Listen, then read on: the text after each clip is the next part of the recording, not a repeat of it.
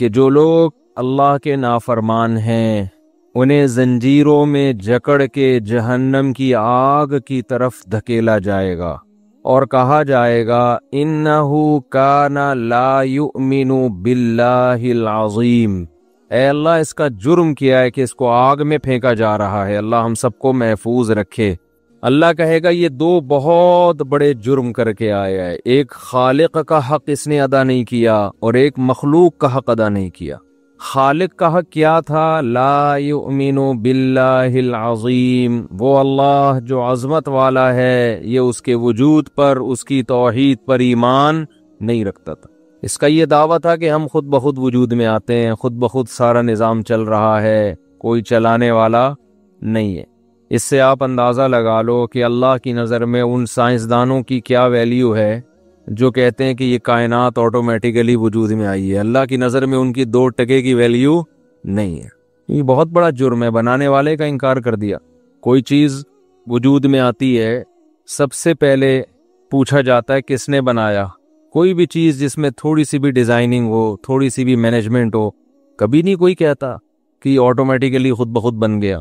کمال کی بات یہ ہے جس کمپنی نے بنایا اس کمپنی کا انکار کوئی نہیں کرتا۔ جس مزدور نے عمارت بنائی آج تک اس مزدور کا کسی نے انکار نہیں کیا۔ کوئی ایسا سائنٹسٹ پیدا نہیں ہوا جس نے مزدور کا انکار کر دیا ہو کہ یہ مزدور نے نہیں بنائی، یہ بلڈنگ خود ہی بنی ہے۔ جس انجینئر نے موبائل بنایا اس کا کسی نے کبھی انکار نہیں کیا۔ خدا ملا تھا انکار کرنے کے لیے جس نے اس کائنات کو بنایا۔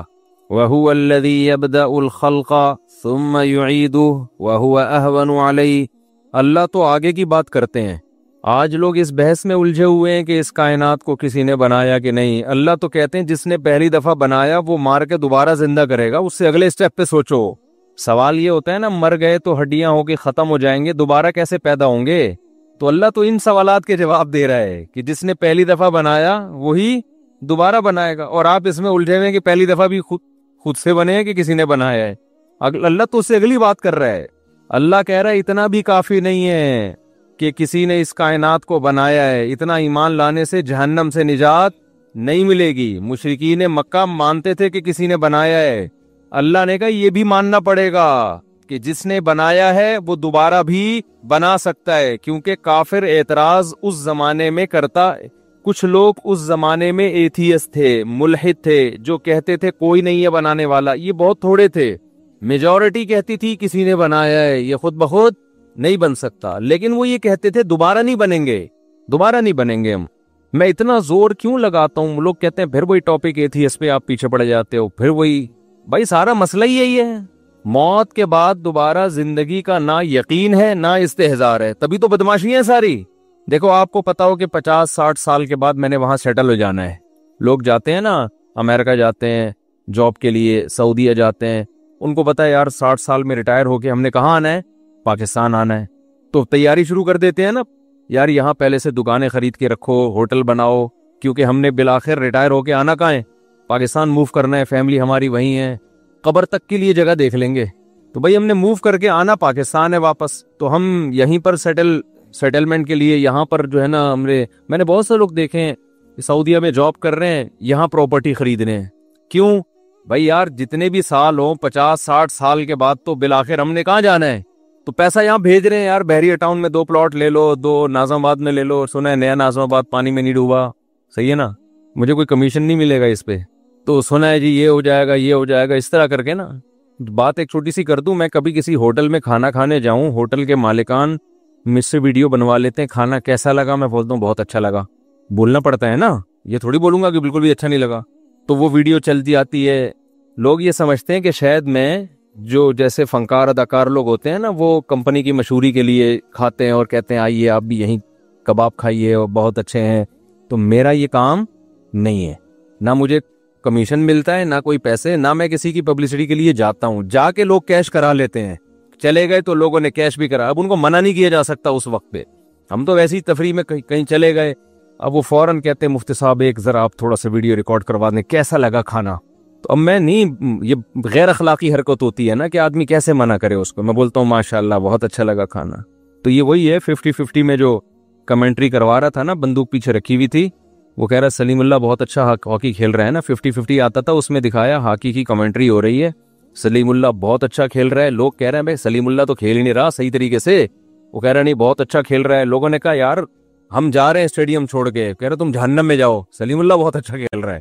آخر میں رونے لگا کہ اللہ کی قسم بہت اچھا کھیل رہا ہے. روتے روتے بتا رہا ہے, کیمرے میں دکھایا پیچھے پسٹل رکھی ہوئی ہے اس کے یہاں نا. اس میں یہ شو کروایا تھا کہ کمنٹری کرنے والوں کو بھی نا ایک بعض دفعہ خرید لیتے ہیں, واللہ عالم اللہ ہی جانے صحیح ہے غلط ہے, لیکن وہ بھی کسی کھلاڑی کو اوپر لے جا رہے ہیں کسی کو.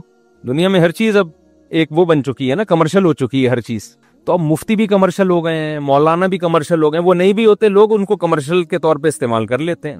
اب کئی بار ہم ویسے ہی چلے گئے کہیں ہوٹل پہ کھانا کھانے کے لیے, دل چاہ رہا تھا کہیں بیٹھنے کا, کھا لیا, فوراً وہ پھر ہوٹل کا مالک آ جاتا ہے ایک سیلفی اور پھر بتائیں کیسا لگا. میں کہتا ہوں بہت اچھا لگا. نہیں بھی لگا ہو تو کیا کہتا ہوں, بہت اچھا لگا. پیچھے کیا رکھی ہوئی ہے, بندوق. بندوق کا مطلب دباؤ تو ہے نا, ویسے تو اچھا ہی ہوتا ہے عام طور پہ, تبھی تو گئے تھے ہم کہ اچھا رپورٹ تھی کہ بھئی یہاں کا کھانا اچھا ہے تو چلے گئے. تو اس میں آپ بدگمان نہ ہو کہ مفتی صاحب نے کوئی کمیشن لیا ہے یا مفتی صاحب کی کوئی پارٹنرشپ ہے ہوٹل والے کے ساتھ کہ میں اس کو پروموٹ کروں گا, آدھے پیسے تیرے آدھے میرے, ایسا کوئی کہانی نہیں. میرا کوئی بزنس پارٹنر ان چیزوں میں نہیں ہے. بزنس ہے میرا لیکن وہ بالکل چینل سے اور مذہب سے اور ان چیزوں سے ہٹ کر ہے. اس کو میں کہیں کبھی بھی بیان کے دوران تذکرہ بھی نہیں کرتا. اس لیے نہیں کرتا کہ ان چیزوں میں اس کو کیش نہیں کرانا چاہتا.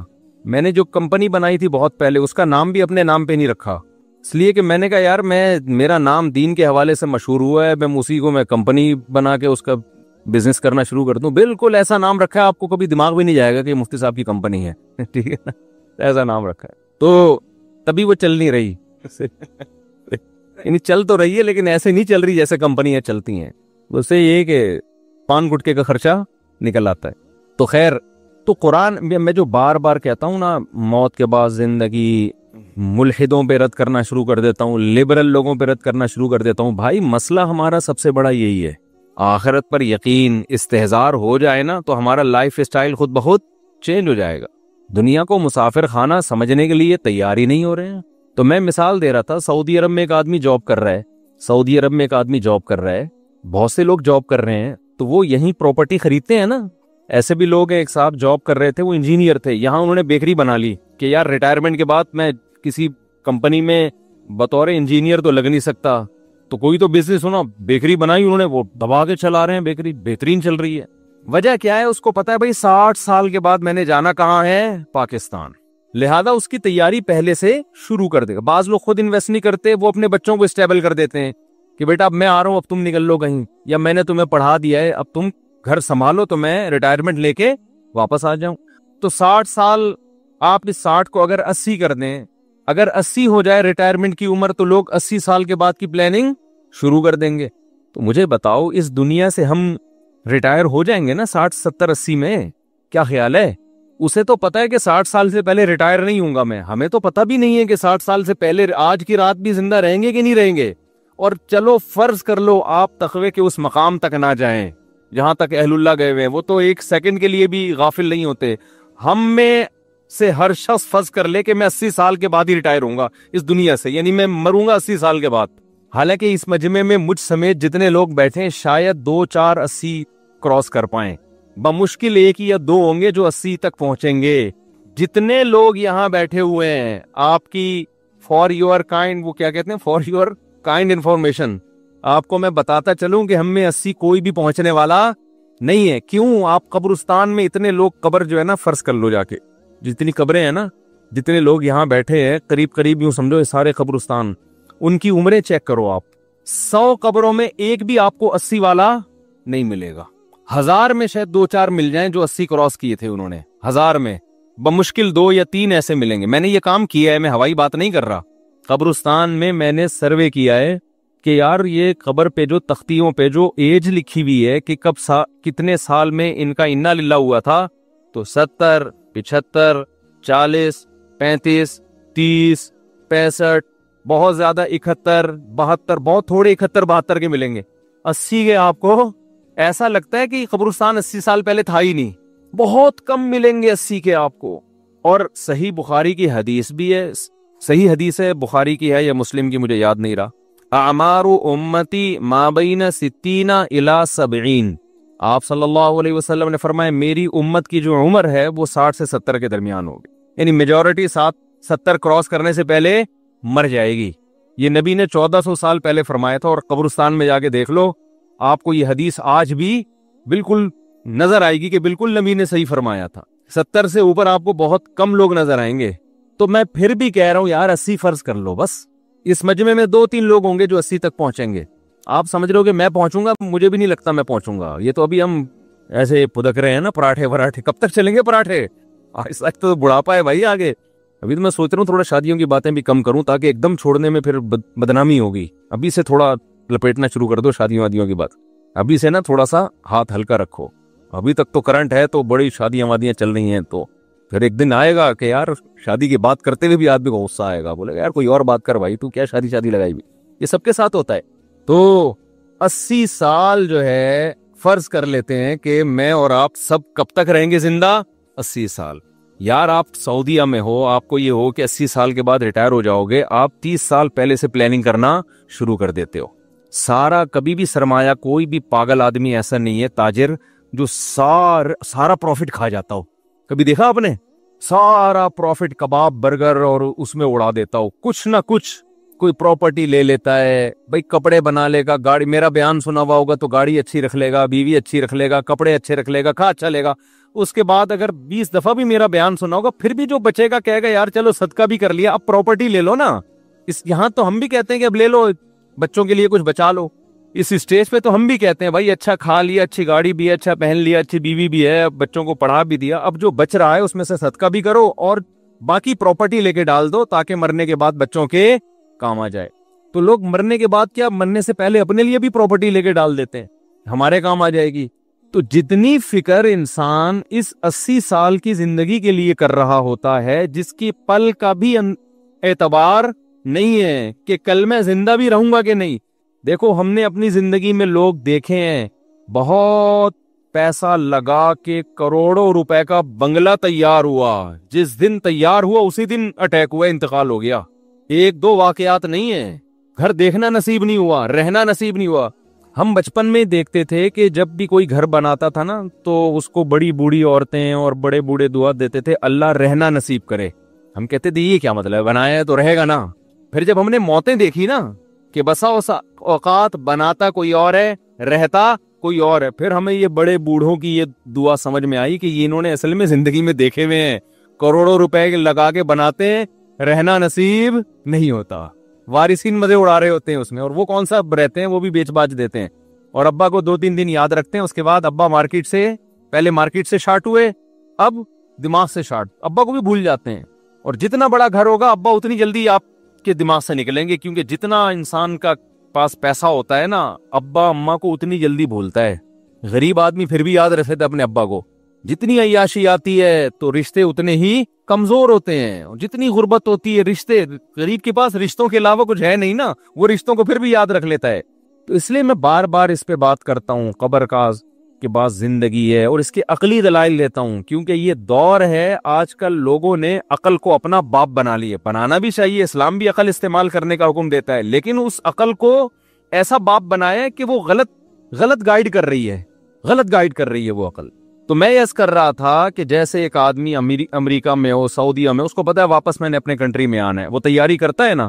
تو اگر مجھے اور آپ کو 100% یقین ہے کہ مرنے کے بعد زندگی ہے، تو یار یہاں آپ کو آنا تھا 10 سال کے لیے، 60 سال میں ریٹائر ہو کر آ رہے ہو تو عمر ہے 60 سے 70، 10 سال کے لیے تو اتنی پلاننگ کر رہے ہو کہ میں 10 سال کیسے گزاروں گا، اور جہاں مرنے کے بعد کروڑوں اربوں سال رہنا ہے اس کے لیے ذرہ برابر بھی کوئی پلاننگ نہیں ہے تو اتنی لنگڑی لولی کہ وہ ایسی پلاننگ ہے کہ ٹرائی کر کے دیکھ لیتے ہیں، اگر قبر نکل آئی تو بچ جائیں گے، نہیں ہوئی تو کچھ چلو، یعنی اگر بالفرض عذاب قبر سچی مچی کا ہو گیا تو کچھ تو تھوڑا سا تو کر کے جاؤ نا، ایسا ایمان چل رہا ہے۔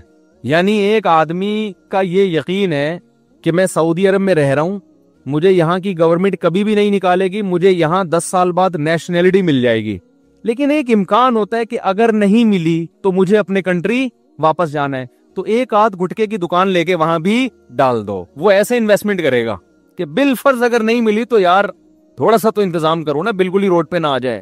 باقی انویسٹمنٹ وہ ساری وہیں کرے گا جہاں کی نیشنلٹی کی اس کو امید ہے. سمجھ رہے ہو؟ تو ہمارا آخرت پر ایسا لنگڑا لولا ایمان ہے کہ ہمارا خیال ہے کہ ہمیں نیشنلٹی تو یہی کی ملے گی دنیا کی. بالفرض اگر مر گئے، بالفرض 1% چانس ہے کہ اسلام کی بات سچی نکلی اور موت کے بعد دوبارہ زندگی ہوئی اور جنت جہنم برحق نکلا، تو یار ایک گٹکے کی دکان ہی تھوڑی سی کھلوا لو وہاں جا کے جنت کے لیے. تھوڑا سا وائپر والے کو 20 روپے پکڑا دو، شاید قیامت کے دن کام آ جائے. کیا خیال ہے؟ وہ جو وائپر لگا رہا ہوتا ہے نا گاڑی پہ، یار تھوڑا سا ایسا کرو کہ آج اماں کے پاؤں تو بات ہو، شاید جنت مل جائے. یہ چل، اس سے زیادہ نہیں آگے بڑھ رہا آدمی. آج جمعے کی نماز پڑھ لو، ہو سکتا ہے قبر صحیح ہو. اب فجر کی کون پڑھے یار؟ صحیح نا، فجر کی تو بڑی مشکل کام ہے. فجر کی وہ پڑھے گا جس کو سچی مچی کا یقین ہوگا کہ بھائی واقعی اللہ